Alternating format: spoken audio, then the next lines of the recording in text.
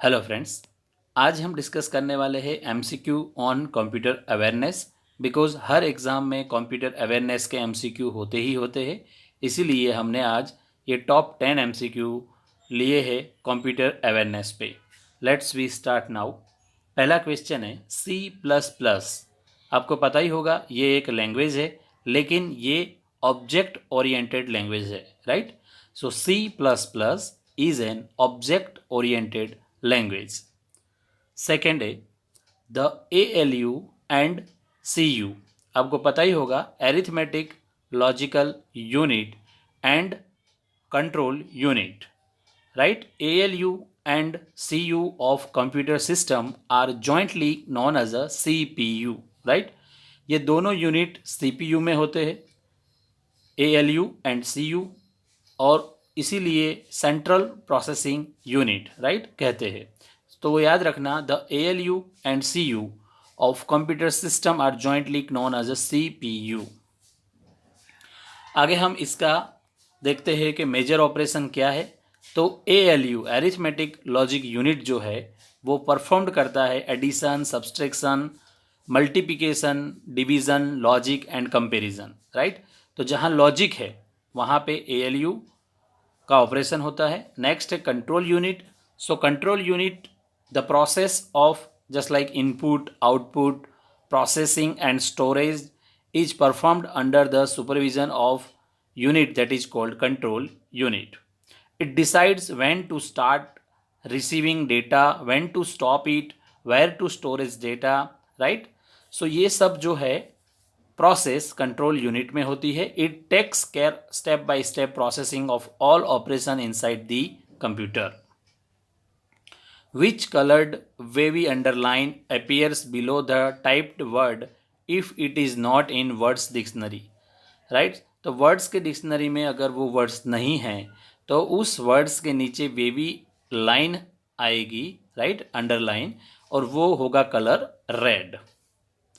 Next है extended binary coded decimal interchange code, right? ये बहुत लंबा नाम है, ये EBCDIC, राइट, उसका है extended binary coded decimal interchange code is an, right, ये क्या है? Is a 8-bit code. Remember, EBCDIC is a 8-bit code. Next, the standard code the computer industry created to represent characters is ASCII, right?